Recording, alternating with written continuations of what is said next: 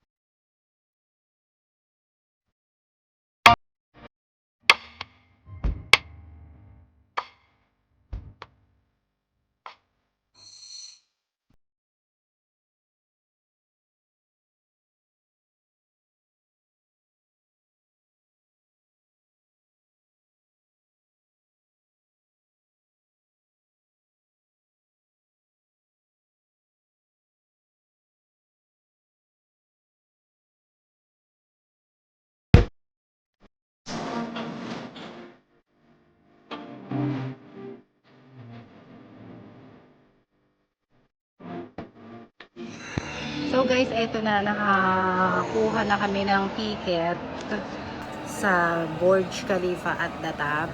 Tapos, para siyang airport guys na i-scan ka. Kasi nga syempre, ito yung the tallest building talaga sa buong mundo. Kaya napaka-careful na talaga nila sa mga taong pinapapasok nila. At ayun, syempre excited na kami guys. Ayan na.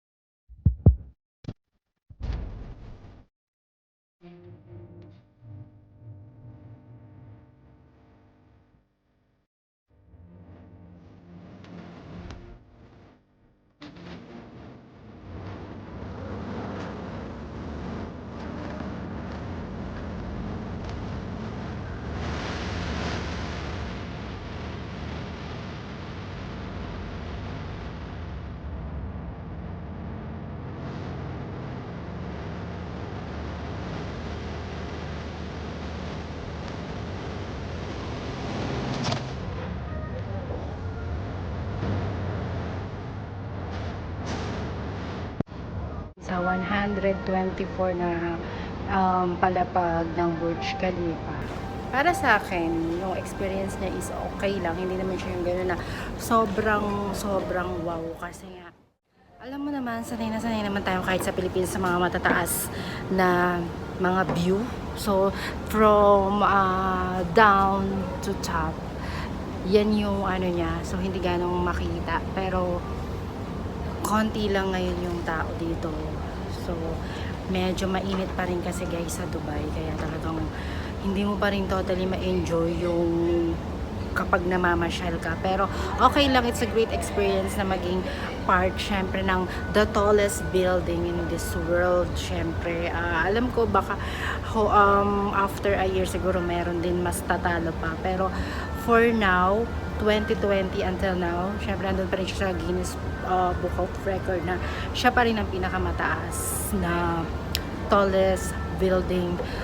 Tapos mamaya akit kami sa 125 kasi nasa 124 kami. Yun lang for now.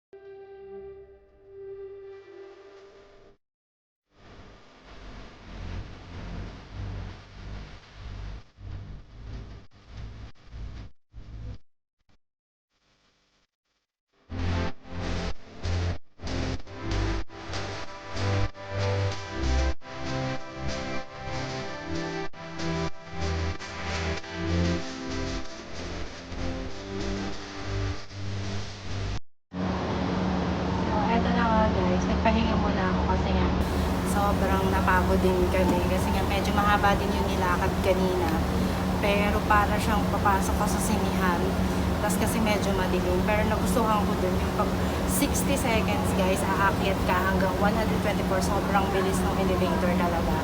So ayun, sobrang enjoy lang guys. So guys, nasa 124 kami kanina na floor. Tapos ngayon, umaakyat ako sa 125. Parang manual na yan siya guys, na aakyatin mo. Ayun. So, medyo mainit talaga guys sa Dubai ngayon. I think it was 40 degree. Kaya medyo sobrang ang init. Ang init ngayon sa Dubai. Pero at least nga guys, dahil sa panonood ko ng Mulan, 'di ba last time nakita nyo, nanood ako ng Mulan, that because may complimentary ticket going to Burj Khalifa, kaya kinurab ko na yun siya guys.